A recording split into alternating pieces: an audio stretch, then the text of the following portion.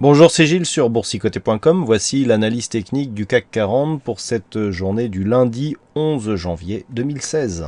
Et avant toute chose, je voulais vous présenter le lieu d'où sera donnée la prochaine formation que je vous propose. Il s'agira d'une formation sur Action dont le détail se situe sur le site boursicoté.com. C'est une formation gratuite qui aura lieu le jeudi 14 janvier, donc ce jeudi, il y a deux sessions, une session le matin, une session l'après-midi qui seront identiques, donc vous pourrez vous inscrire à l'une ou à l'autre de ces sessions et j'espère que elle vous permettra d'apprendre beaucoup de choses et d'apprendre de mieux en mieux les marchés boursiers. Et donc retour au CAC 40 avec encore une fois une séance baissière, puisqu'après une ouverture quasiment sur les mêmes niveaux que ce qu'ils étaient vendredi, eh bien le CAC 40 inscrit une nouvelle séance de baisse avec donc une clôture à 4312,74, nouveau plus bas, puisqu'on termine au plus bas de la séance, et donc le CAC 40 perd encore 0,49% sur cette séance, avec 21 points perdus par rapport au cours de la semaine dernière. Donc on est en train de confirmer ici le mouvement baissier. Cette zone des 4320 points était une zone importante. On vient clôturer sous cette zone, chose qui n'était pas arrivée depuis quasiment un an, puisque la dernière clôture sous la zone des 4320 date ici du mois de janvier de l'année 2015, donc quasiment un an. Date anniversaire, on voit ici que cette zone était plutôt une zone de résistance, et puis on l'avait cassée, et depuis donc que nous avions décrit ici ce mouvement, et bien notamment suite à la BNS, et bien on avait donc confirmé la cassure de cette zone et on avait inscrit donc un mouvement haussier relativement puissant qui avait porté, je dirais, les marchés jusqu'au mois de mai. Donc on revient ici en clôture sous cette zone, ce qui est un signal assez négatif, puisque cette zone, eh bien, on n'avait jamais clôturé au-dessous, depuis.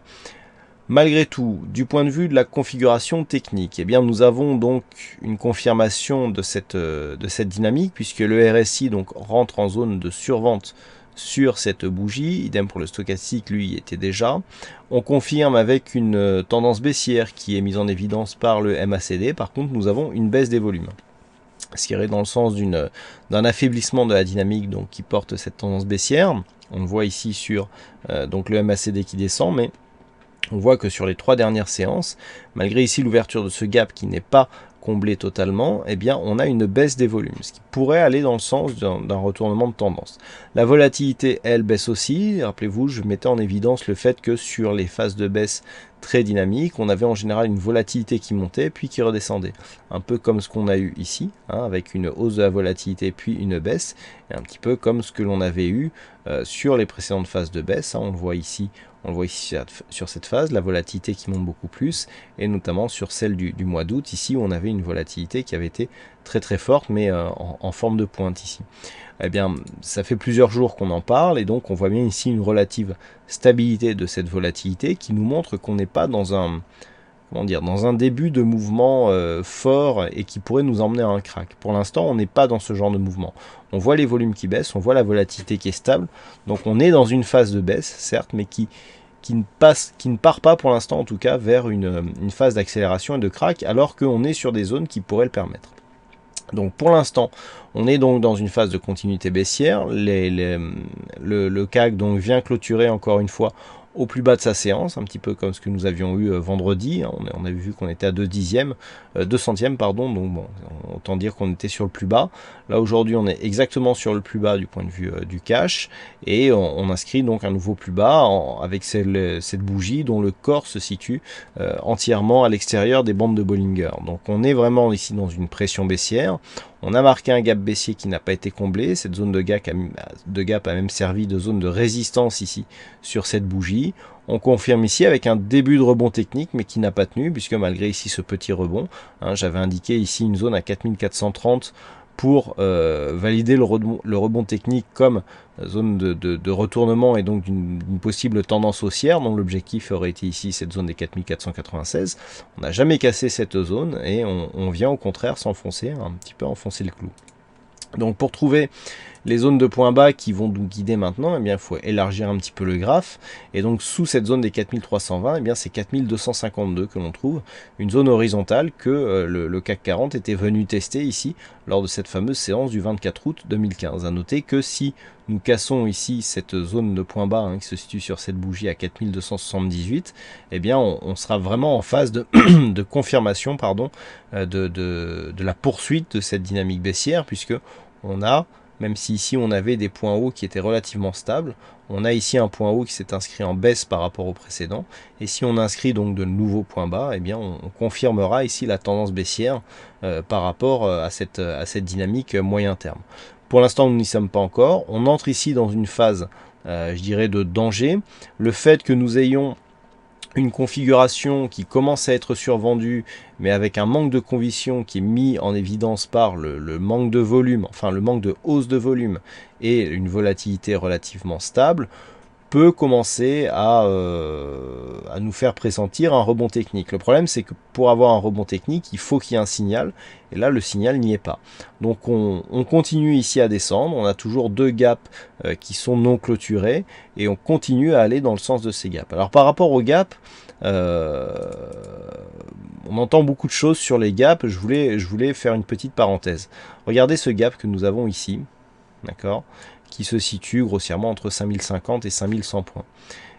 Pour ça, là, je m'adresse à toutes les personnes qui me disent, mais pourquoi sur cette configuration, on ne joue pas le comblement du gap? Regardez, ici, on était entre 5050 et 5100 points. On est venu ici à 4250, d'accord? Donc, on a fait 800 points. On est remonté, on n'a toujours pas comblé ce gap, et là, on redescend. Donc, effectivement, le fait de dire le gap sera comblé un jour, oui, mais vous voyez bien qu'ici, prendre 800 points de drawdown, juste pour venir combler ce gap, c'est très dangereux comme statistique et c'est très dangereux comme stratégie. Je préfère dire qu'un gap ici c'est un signal de force et on a en général plus de potentiel à jouer la force du gap que le comblement. Certes, on a des gaps grands qui se comblent d'une manière très rapide. Mais on le voit ici, sur ce gap, on avait mieux à jouer la baisse. Et ici, sur ce gap, on avait mieux à jouer la baisse ici. Et bien là, c'est exactement pareil. Donc là, vraiment, voilà, c'est vraiment une illustration parce que bon, je reçois quelques messages en me disant que eh bien, il vaut mieux dans ces conditions jouer le gap. Bah, moi, je préfère attendre des retournements et jouer des mouvements plus bas. Je vous avais donné aussi un deuxième signal de retournement, notamment ici, lorsque nous avions un plus bas avec une moyenne mobile arithmétique qui repasse au-dessus de la moyenne mobile exponentielle. Comme toute stratégie, ce signal arrive à s'invalider et c'est ce que nous avons aujourd'hui, c'est-à-dire que on a ici une moyenne mobile exponentielle qui repasse sous la moyenne mobile arithmétique et donc qui confirme la continuité de la dynamique. Si on a pris ici, donc il faut qu'il y ait un nouveau plus bas, donc si on a anticipé ici le rebond technique ici et que l'on invalide là, il n'y a pas une grosse voilà, il n'y a pas une grosse amplitude. Bon, alors il faut avoir bien sûr une exposition qui permette de jouer sur de l'intraday, enfin sur du daily, voire overweek, parce qu'on a eu un week-end, mais ce ne sont pas des amplitudes démesurées. Ok. Et enfin, dernière chose, pour ceux qui utilisent le setup de trading en tendance, c'est relativement simple, une stratégie qui est très simple, qui est basée sur l'évolution des bandes de Bollinger et de la moyenne mobile 20 exponentielle. Mais regardez, là on était en tendance haussière, on était bien entre la moyenne mobile ici en rouge et la bande de Bollinger avec ici ses contacts. Ensuite on est venu casser cette moyenne mobile sans venir chercher ici les bandes de Bollinger, on a neutralisé la dynamique. Vous voyez que le dernier contact avec la bolle supérieure, elle est ici. Donc ici on quitte la tendance haussière pour venir dans un biais neutre. Ici on attaque un peu plus fort ici la bande de Bollinger inférieure avec notamment cette hors-bol ici qui nous donne un signal de pression baissière. Et regardez, les rebonds ici sur la moyenne mobile 20 exponentielle nous donnent des très bons points d'entrée pour jouer la continuité de tendance. Ceux qui ont vendu ici cette moyenne mobile 20 exponentielle, s'ils ont toujours leur position, eh bien c'est des positions qui sont assez intéressantes.